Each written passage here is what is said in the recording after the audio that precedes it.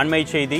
வடகிழக்கு பருவமழை அடுத்த 3 தினங்களில் விலக வாய்ப்பிருப்பதாக இந்திய வானிலை ஆய்வு மையம் தகவல் தெரிவித்திருக்கிறது.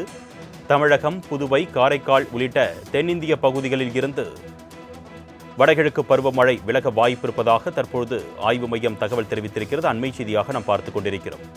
இதுகுறித்த கூடுதல் விவரங்களை செய்தியாளர் ஷெலினா வழங்க நாம் கேட்கலாம். வணக்கம் ஷெலினா, கூடுதல் விவரங்கள். தமிழகம், புதுவை, காரைக்கால் ஆகிய பகுதிகளை பொறுத்தவரையிலும் வடகிழக்கு பருவமழை குறிப்பாக எப்போதுமே ஆண்டுதோறும் அக்டோபர் மாதம் தொடங்கி டிசம்பர் மாதம் வரையிலும் இருக்கும். இந்த நிலையில் இந்த ஆண்டு அக்டோபர் 1ஆம் தேதி வடகிழக்கு பருவமழை என்பது தொடங்கியிருந்தது. மேலும் வடகிழக்கு பருவமழை வட தமிழக கடலோரம் பகுதிகளை பொறுத்தவரையிலும் அதிகப்படியான மழைப்பொழிவை ஏற்படுத்தும். இந்த ஆண்டு சற்று குறைவாக தான் இருந்ததாக வானிலை ஆய்வு மையம் தெரிவித்திருந்தது.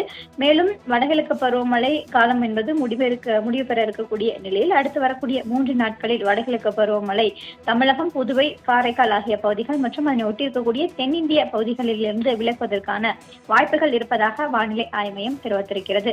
இயல்பான மழையிலிருந்து கடந்த ஒரு வாரத்திற்கு முன்னதாக கொடுத்த அறிக்கையில் 5% என்பது குறைவாக பதிவாகி இருப்பதாக வானிலை ஆய்வு மையம் தெரிவித்திருந்தது. மேலும் அடுத்து இந்த கடந்த 10 நாட்களில் எவ்வளவு மழை பொழிவு ஏற்பட்டிருக்கிறது என்பது தொடர்பாக முழுமையான விவரங்கள் வடகிழக்கு பருவமழை முழுமையாக தமிழகத்திலிருந்து விலகி சென்ற பிறகு வானிலை ஆய்வு மையம் சார்பாக தெரிவிக்கப்படும். விவரங்களுக்கு நன்றி ஷெலினா.